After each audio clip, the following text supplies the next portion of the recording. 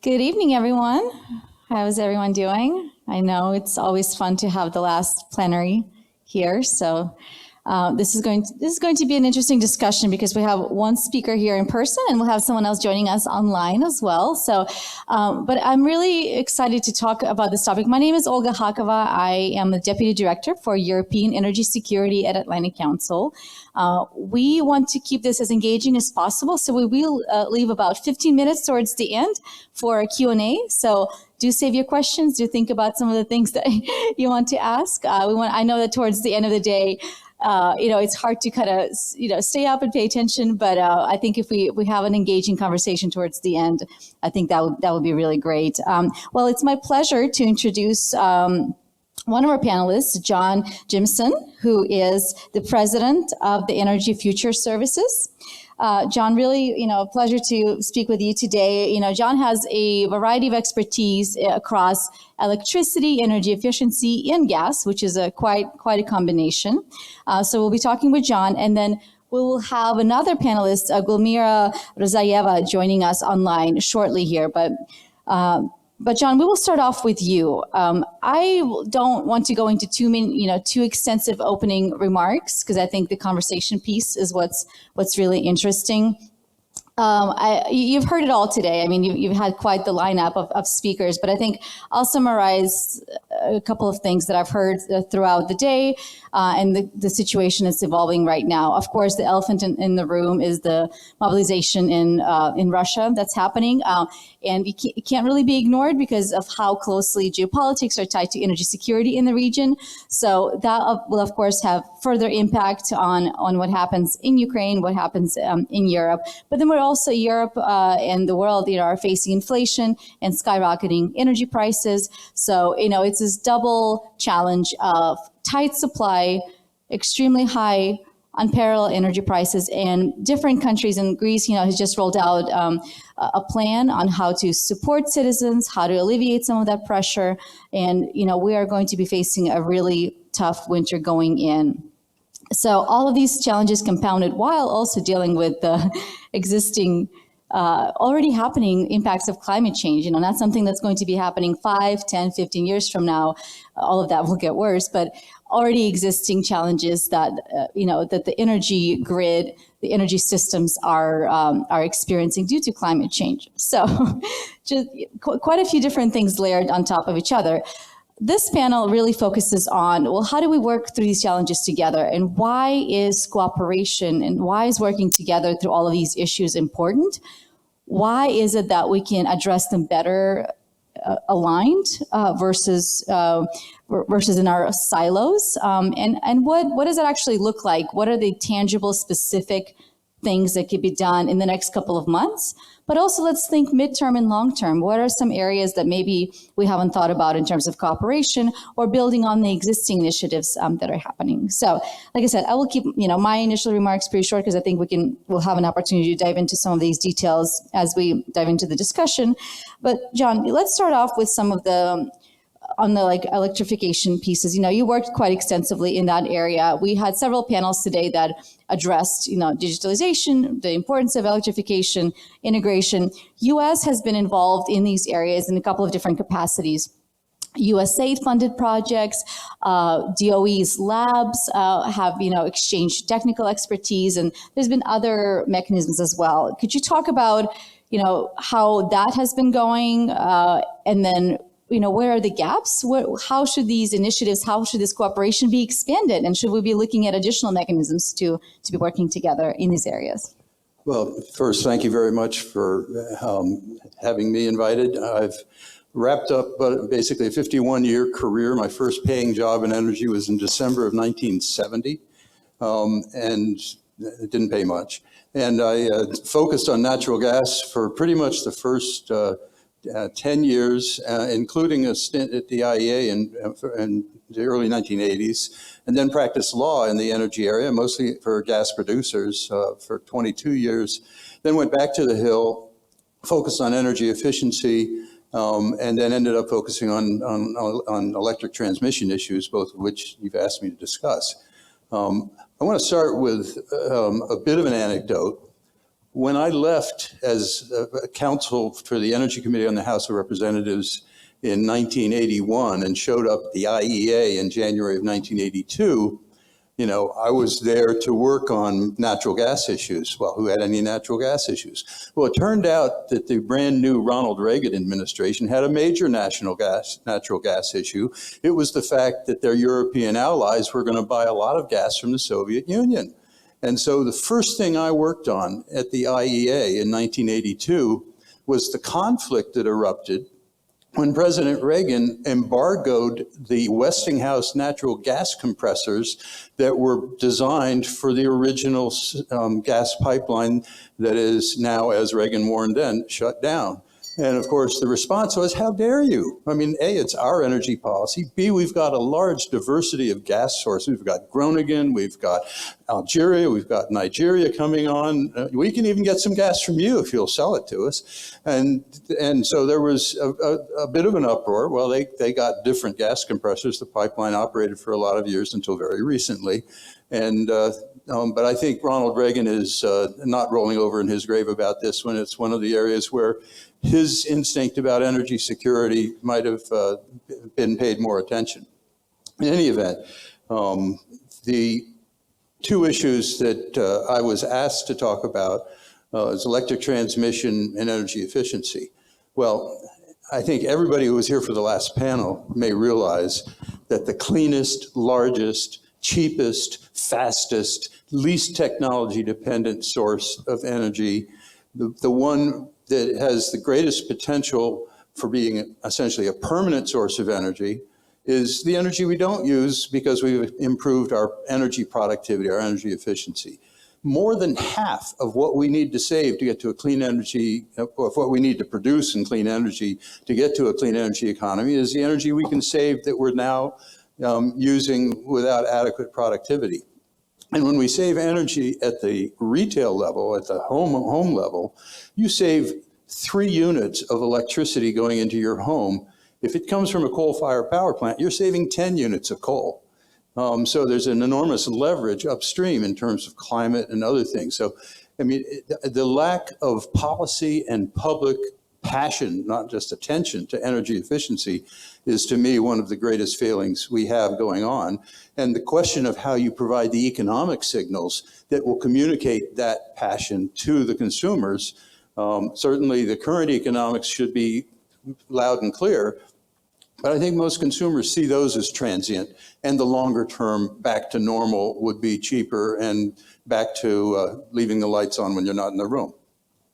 In any event, the recent enactment of the Inflation Reduction Act in Washington made a major investment in energy efficiency. And when I was on the Hill, I wrote some 96 provisions of federal law still in effect that were intended to support greater energy efficiency. Well, they worked to some extent. To some extent, they never got funded. To some extent, they never got communicated to the public. So there's just a lot to do in that area that needs to be done if we're going to get where we're going. What can we do on an international basis? I mean, one of the attributes of energy efficiency is it is basically immune from a security issue. It's totally a domestic, localized form of permanent production of clean energy. Except, of course, if it uses computerized monitoring and is susceptible to potential hacking. But what we can do is make sure that we have high standards for equipment, for houses, for buildings, and quite frankly, the U.S. is way behind Europe on those scales, and that's something that we have, many of us have pushed in Washington to improve. You can build a LEED platinum building in the U.S. and you don't get up to the German energy code for the German building code for energy efficiency. So it's just not emphasized the extent that it needs to be. Do you want me to go on to transmission, or should we? Yeah, I just, a couple more things on energy efficiency. I think in terms of the cooperation, what are some other specific ways? I mean, I think technologies, right? I think energy efficiency is easiest when it's automated, where you don't have to think about it, and when it improves your quality of life, right? That's when people want energy efficiency in their life. If you're going to have to make sacrifices and learn new uncomfortable behaviors, I mean, it's hard. It's harder, right? So, what are some other ways that we can actually work together on it? Because I completely understand. So, codes are great. We can exchange best practices on that. Perhaps maybe some automated equipment, maybe like thermostats and others. But let's talk about, even just building envelopes. I mean, I feel like both in Europe and the United States, unfortunately, we really have not made a whole lot of progress over. If you were to look overall at, even in buildings in Germany, as we're going into winter. There's quite a few that are not weatherized. So, and I'm just picking on Germany as an example because you brought that up as a good standard. But I think there's even opportunities in those parts of Europe to where all across. Sadly, the energy that you save cannot be imported or exported. You saved it right there, and that's how you've produced it and basically used it. And it takes hundreds of millions of individual decisions to do a thorough energy efficiency upgrade across an economy. We don't have massive energy efficiency companies who sell that as a product. We do have an increasing number of companies who sell higher efficient equipment or do energy efficiency retrogrades on homes and such. But I think the basic way we can cooperate internationally on energy efficiency is through improved products and services sold internationally, improved designs, increased inventions of better ways of using energy more productively, which is the same thing as having greater energy efficiency. Well, thank you so much, John. We'll come back to you later. I do believe we have Gulmira here on the line. Is that right? Was she able to join virtually? Is that a yes? We're trying. Okay. So, well, it's my pleasure to introduce Gulmira Rzayeva, who is a senior research fellow at Oxford Institute for Energy Studies. Thank you so much for joining us today. Gulmira, I know that you've done extensive research on the role of diversifying different supplies for this region, particularly Greece as well. I think with particular attention paid to Azeri gas. We just kind of did a quick summary on the importance of energy efficiency, electrification, and integration of those systems to strengthen energy security, and then also figuring out how do we work together in this area.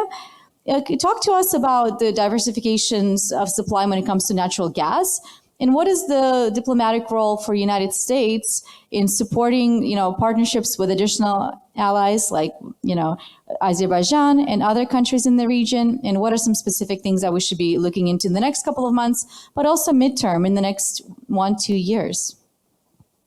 Yeah, well, thanks for having me, and apologies for connecting with a bit with delay. Yes, we are now in a very unique situation when it comes to gas supplies, especially to the markets like Europe. Actually, we are facing the paradox as the world has never needed to get rid of fossil fuels so urgently, and it's never needed to supply fossil fuel so urgently. So in this situation, well, I'm talking mainly about the European market because that's where Azerbaijani gas has been flowing since to end of 2020. So Europe has faced 3 key gas market challenges and conditions and in desperate need of gas. So that's why it supports, very strongly supports more gas coming from alternative sources, including from Azerbaijan. And seemingly is changing its policy towards supporting investments in new upstream gas development projects in those countries. Whereas before, this situation, before the invasion, the policy was that Europe and European, the energy majors and also banks, they would either significantly lessen their investment in traditional fossil fuel projects, but in some cases stop it at all. So it seems that this is a little bit changing, which is very important for Azerbaijan. Why? Because apart from that 10 BCM of gas that we've been supplying to the European market, and yes, to Greece, Bulgaria, and Italy, 1 BCM to Greece, 1 BCM to Bulgaria, 1 BCM to Italy, 8 BCM to Italy, we have a number of discovered fields in the country which are there, and in total can supply around more or less 10 BCM of gas. It's difficult to say the accurate figure because you need some more exploration and appraisal works to have data. But yeah, I think that it's safe to say that around 10 BCM of extra gas can be supplied to the European market. But for that, we need first of all to secure investment, because before the consortiums and the government will go for FID, they will need an investment, and of course the market. So for that, either mid or long, even better would be the long-term contracts needs to be signed with the potential buyers in Europe. So these are the I think main conditions that satisfying these conditions, we can send some extra 10 BCM of gas to Europe, perhaps after 2025. I think financing will be available to the right projects, but the project needs to be structured correctly, and in Azerbaijan as well.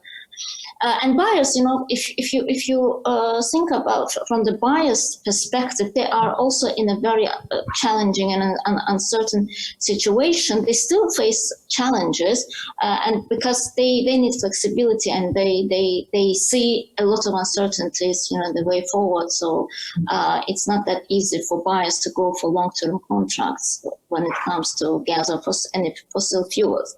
In terms of U.S. support, we've seen a lot of political support of the U.S. When it comes to export gas from Azerbaijan to Europe, and the support was enormous during the Baku-Tbilisi-Ceyhan oil pipeline back in 90s and early 2000s. So there was strong support as well when the Southern Gas Corridor was initiated and the gas started flowing to Europe. At the moment, let's call it second stage of the Southern Gas Corridor, this, I'm talking about the extra 10 BCM, so in total 20 BCM of gas. So in the second stage of the Southern Gas Corridor, we see a little bit passive support, I would say, or at least it is not that strong as we saw in previous years. Well, this can be explained by the fact that, from my perspective, that U.S. now, it's a completely different situation in the U.S., and U.S. is now a gas exporter themselves. So U.S. successfully exports LNG, and including to the European market. So I'm not obviously talking about competition, but it's kind of, U.S. always was interested in energy security of its close allies in Europe, and that's one of the reasons why it strongly supported the Southern Gas Corridor, and also was politically interested to lessen those countries' dependence on Russia. But now that U.S. can help with its LNG, especially to those countries that are in need of this gas, then I think we see a little bit less support in the second stage of the Southern Gas Corridor. Obviously, we need the help, we need the support, because it's not only Azerbaijani gas that can be, in fact, a game changer, especially in the Southeast European region, because that region is, quite dependent on Russian gas supplies. So Azerbaijan, as I said, can provide extra 10 BCM, but this can be also Central Asian gas, especially the Turkmen gas, that can add significant volumes to on top of those Azeri gas. So there are a few ways of bringing Turkmen gas to the Western markets, Turkish and the European market. So if we are talking about the immediate supply and small volumes, then it can be the swap operation between Turkmenistan, Azerbaijan, and Iran. Actually, Azerbaijan imports 2 BCM of Turkmen gas via Iran. That's the swap operation, and it's agreed that this volume will be doubled. And already Azerbaijan exported some small volumes based on spot contracts to Turkey, which is, I think, very important development because first of all, Turkey receives Turkmen gas, which is very important, although in a very small volumes, few millions, but kind of the process has started. It's easy to bring these volumes, to 2 billion cubic meter. You need just to sign the contract and send this gas, and infrastructure is there. But if we are talking about the bigger volumes,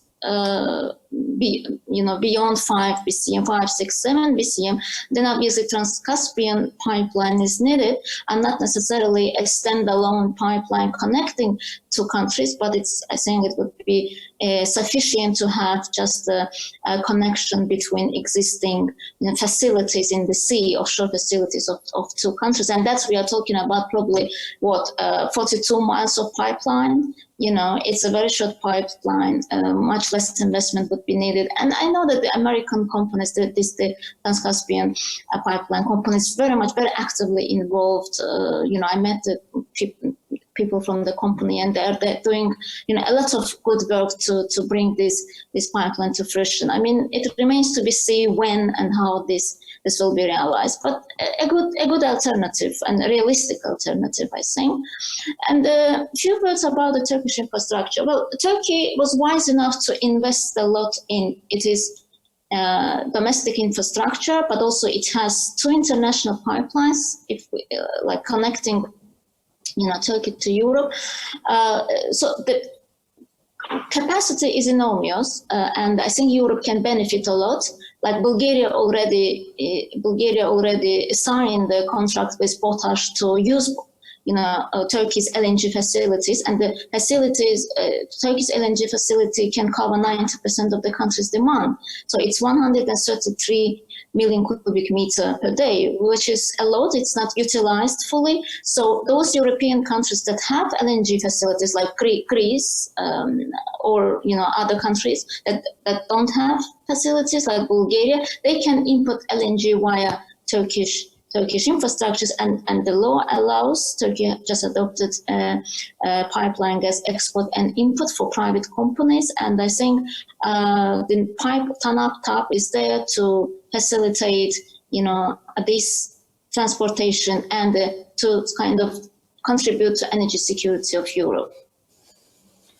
Thank you so much. I'm going to pick up on a couple of thoughts there, and then we're going to go to John, because I know, John, you have a couple of some feedback too, and then we'll come back to you to respond. So, what would a more robust support from U.S. look like? You mentioned that it's not as strong as it was for the first stage of the Southern Gas Corridor. So, I'd love to hear from your perspective what a stronger response. What does that actually look like on the ground?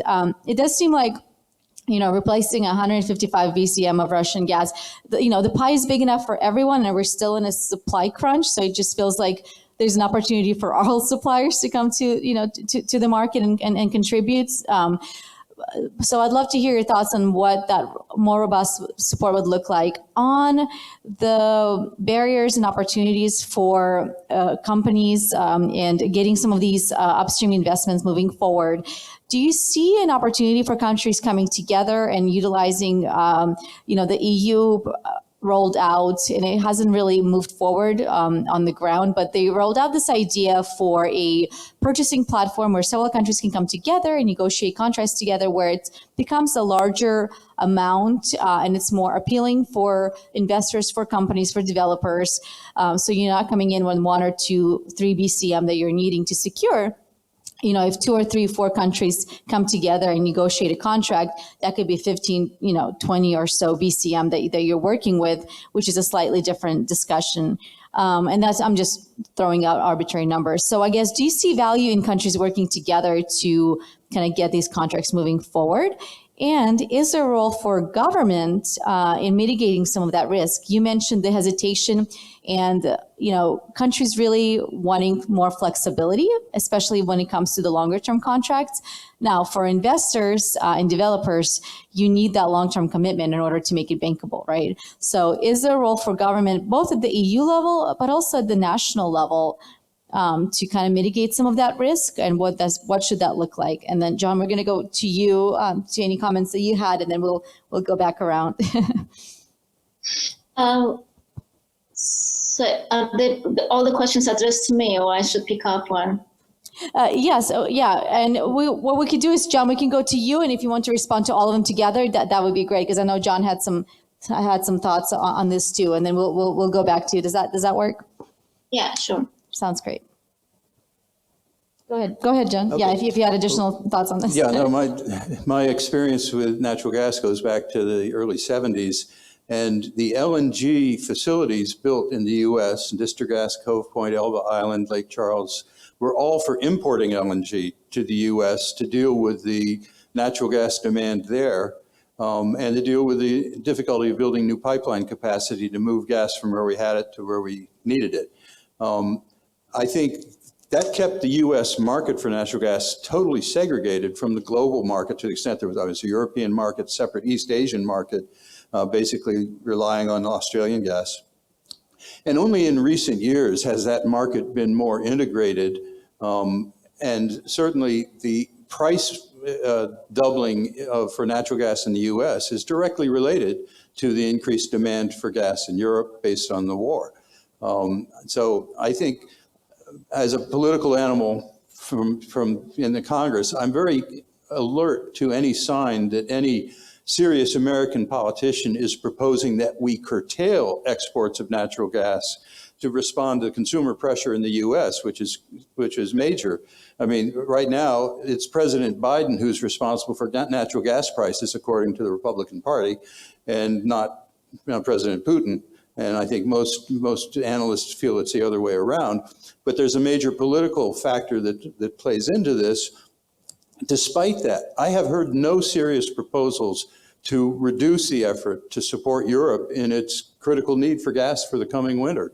And I think, as far as I'm aware, they're happy to accept the prices that are offered, even at the other end of the LNG supply chain, which has its own costs. But given that, they're emphasizing providing as much gas as possible to Europe. Yeah, definitely. I mean, by saying that we are seeing kind of less involvement of the U.S. is that if you compare the U.S. very active involvement in the previous years, like the oil projects, as I said, BTC, we had the two U.S. energy majors like Exxon and Chevron in this project, and the Southern Gas Corridor. We've seen a lot of support coming from the U.S. officials visiting the region. The countries. There was a really robust support of the projects until the end.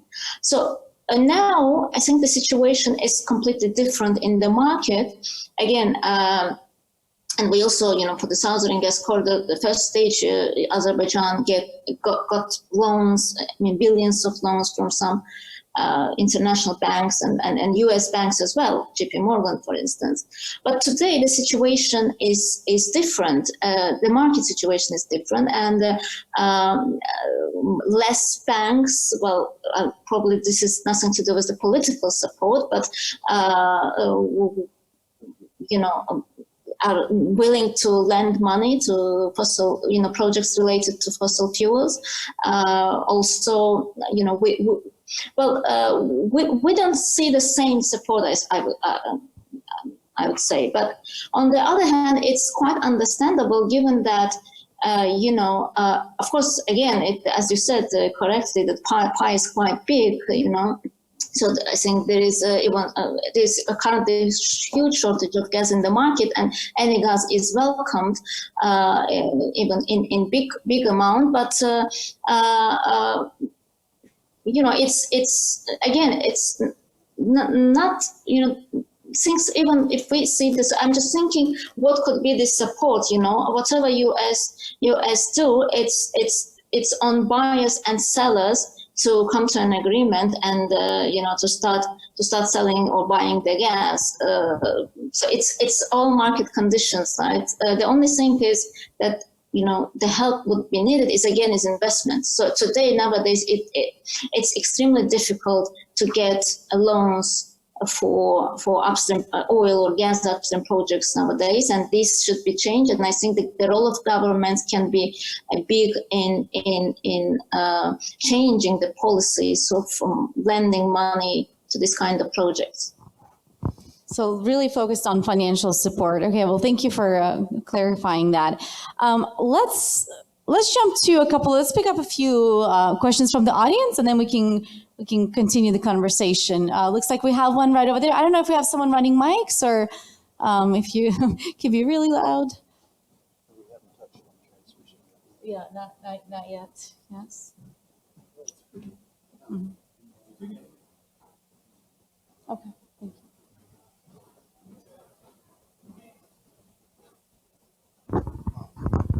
Okay, we're in business. The discussion here on pipelines to Europe, I know it focused on coming from Central Asia. To me, it's very conspicuous that you didn't discuss Israel, Cyprus, Greece as another alternative, Eastern Med pipeline. So I would have thought that, if you talk about coming from Central Asia to Europe, you'd also think about Eastern Med. Thank you so much. John, why don't you respond, and then we'll go to Gulmira for a response. Couldn't really understand nuclear in Central Asia? No. Could you repeat the question? I'm so sorry. Basically, So the question was, there's a lot of discussion of the sort of pipeline from Central Asia to Europe, so from Turkmenistan and Azerbaijan and so forth. I would have thought that getting gas from Israel and Cyprus to Greece, Eastern Med, would have been, and it was conspicuous by its absence in the discussion. So my question is, why do we sort of focus on the Central Asia rather than, okay. Yeah. So Gulmira, we'll go to you, and then I can also pick up a little bit on that towards the end as well. Well, I see some discussions ongoing at the moment with, between Turkey and Israel in bringing some amount of gas to Turkey, and then, if needed and if possible, to onboard to Europe. Cyprus gas, again, gas is discovered, gas is there. The most commercially viable way would be to combine Israeli Cyprus gas and to export this gas rather more amount of gas rather than separately, just a few BCMs. But the problem is that I think first of all, laying down the pipeline from Israel or that region or Cyprus to all the way to Europe would be, even now when the gas prices are skyrocketing, still would not be in longer term perspective commercially viable. And the best way to bring this gas to the market, I think, would be in the form of LNG. And that's what those countries is working on. So the Egyptian LNG terminal,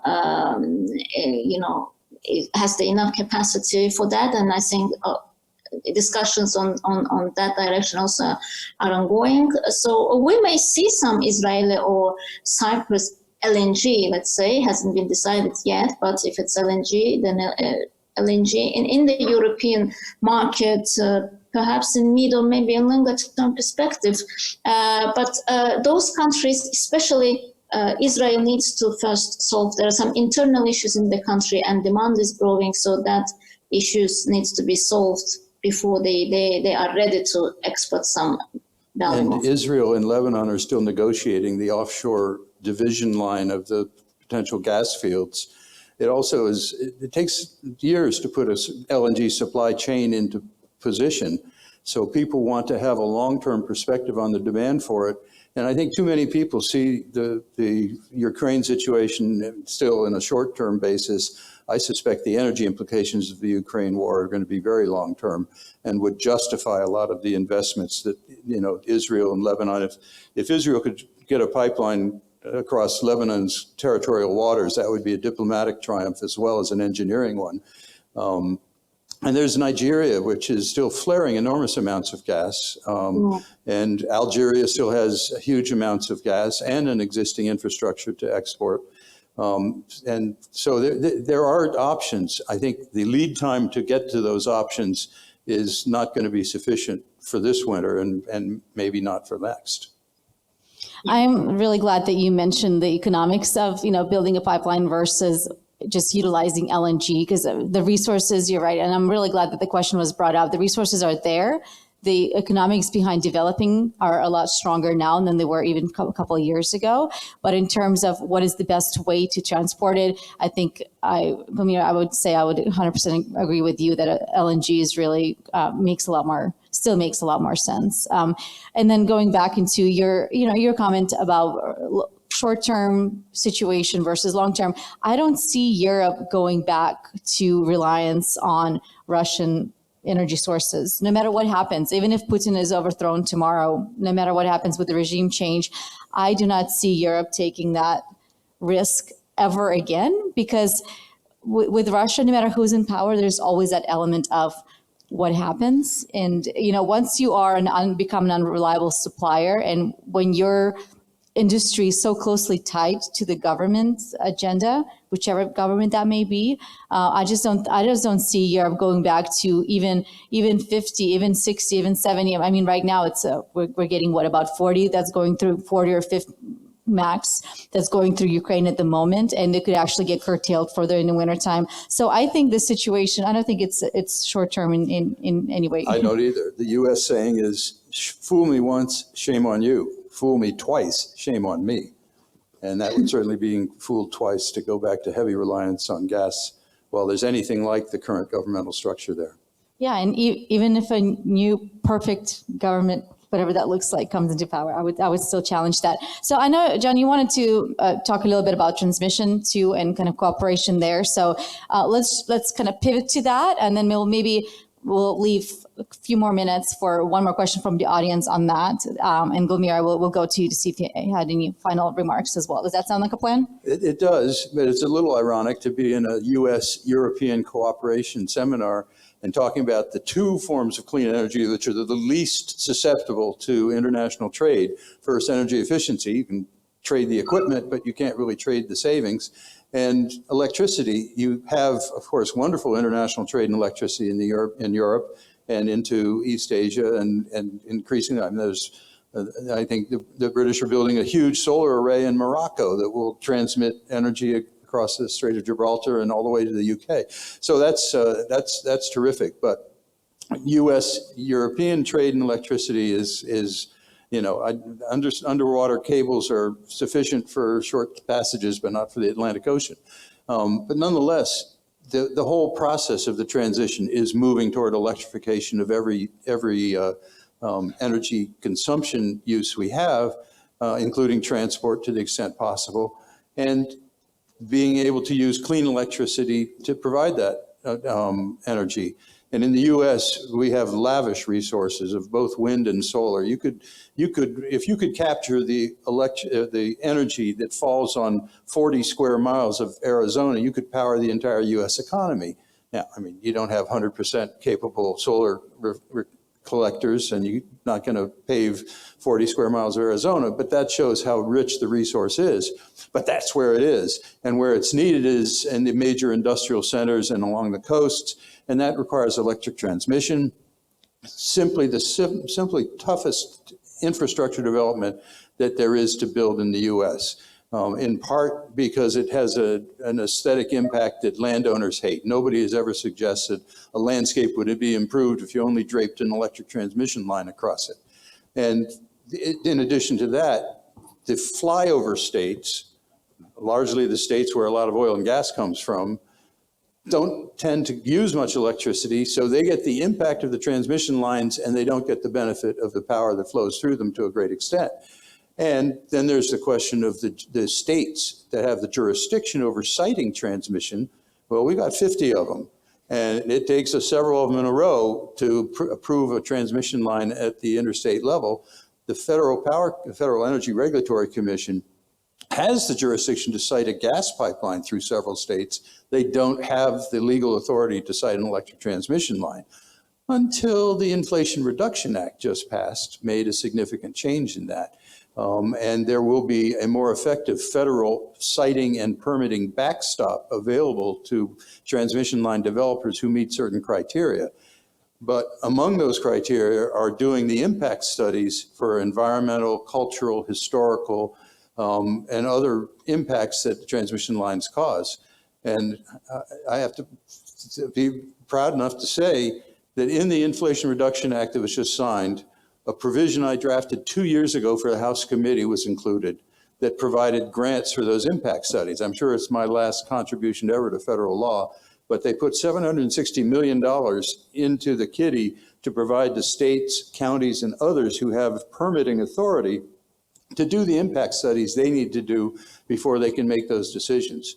But transmission, in my view, is the single most important obstacle to a clean energy economy in the U.S. Without really good competition.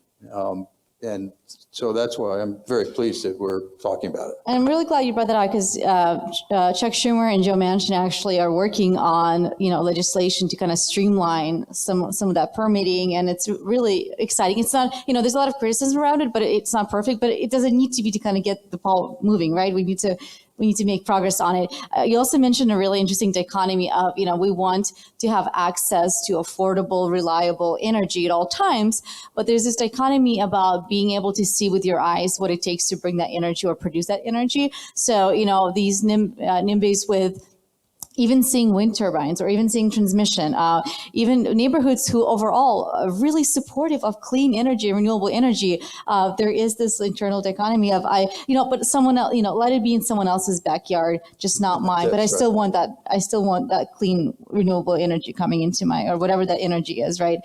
So I think that's actually an important area for for us to cooperate on, because I do think that there is some lessons learned in terms of how do you engage communities, how do you educate people about what is the reality of your energy mix, where does your energy come from, what does it take, what kind of transmission lines does it take to bring it to your home.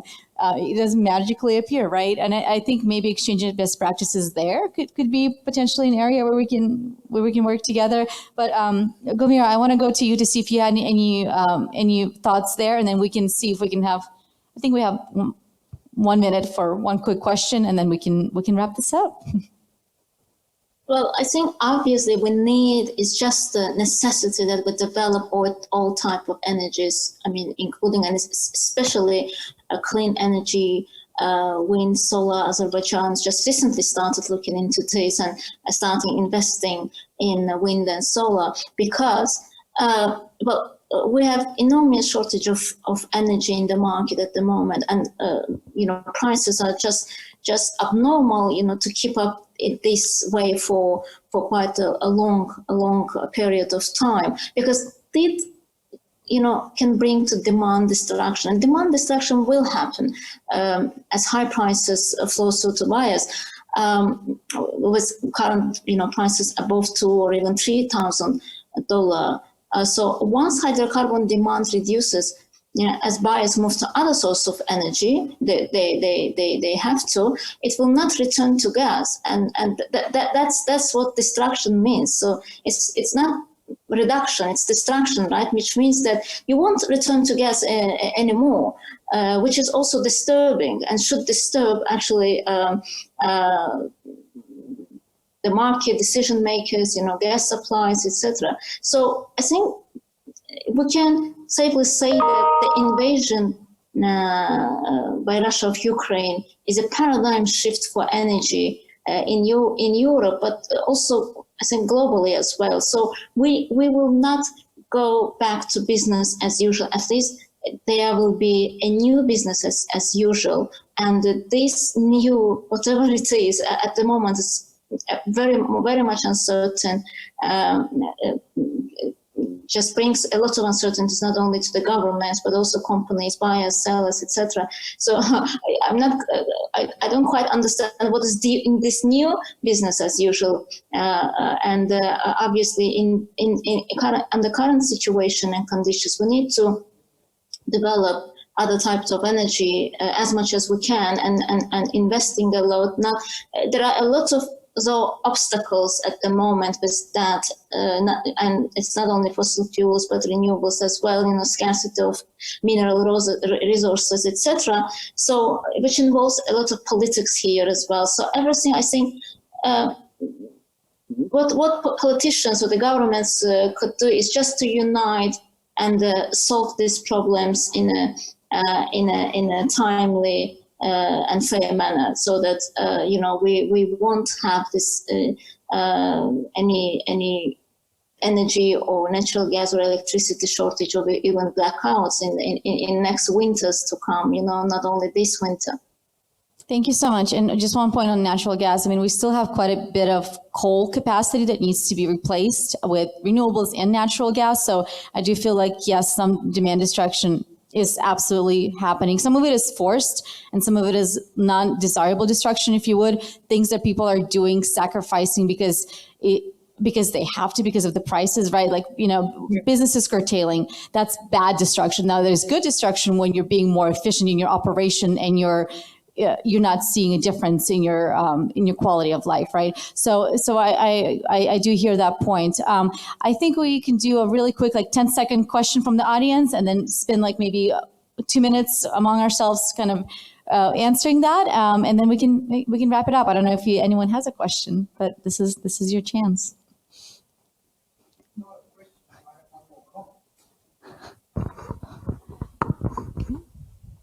And I just want to make sure that, did anyone else have a question before, since you had a chance to? Nope. Okay. I just want to say, comment on the, fool me once, fool me twice comment. The other element of that is that, if Western Europe, as we heard in some other sessions, makes changes to their pipelines to enable transmission in different directions, bring in new LNG terminals and so forth, that it actually changes the facts on the ground about the competition between different gas sources. So it's not just a psychological thing, you fooled me once, so I'm not going to go back and be fooled again. It's also that this situation changes the incentive to put in infrastructure and use infrastructure in different ways, which then has a permanent effect down the track on competition between Russia and others. Yeah, absolutely. All right, I think we are running out of time, so 30-second kind of, final statements, closing statements, which anything you didn't get a chance to address. John.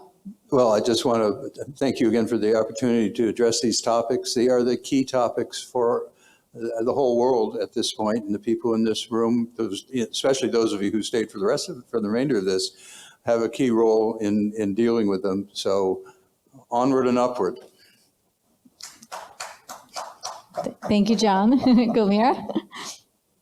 In terms of just a few words about more gas from Azerbaijan, I think the ball is on the Brussels side, and Azerbaijan is ready to supply more gas, but then the decision needs to come from the buyer's side, and the buyers have to be ready to take this risk, especially in these uncertain times, and to be ready to sign long-term contracts with the suppliers in order, for the suppliers, go for final investment decision. Thank you both so much. I feel like, this was a smaller panel, smaller conversation, but I feel like we covered a lot of ground in the last hour, and I really appreciate your expertise. One of the main themes through this whole conversation was how quickly and how unparalleled this and how monumental this change that's happening to their energy system is, and just the importance of allies working together, bilateral, multilateral cooperation, because no one can really do it alone. No one can really address this alone. So just the power of working together through these challenges, I feel like it gives a little bit of kind of that optimism, a little bit of light in the end of the tunnel, right? And one final comment. There is U.S.-European cooperation on one key potential energy source, and that's fusion. And if we can manage that, and the news currently is better, maybe somewhat shorter than 30 years before we have feasible fusion, it will be because of the European-US cooperation on that for many decades. So that's a real example of what we can do together. Yeah, absolutely. I mean, and I feel like we can have a whole different session on just on fusion, right? Well, a couple of housekeeping items. There are some fantastic concurrent sessions happening starting from 5 until 6:30. And then there is a bus. There will be a transportation at 6:30 that will take people to 6:30, 6:45. That will take people to dinner. So I'm sure you already know all these logistics, but just as a reminder, and thank you all again for joining us this afternoon. Thank you.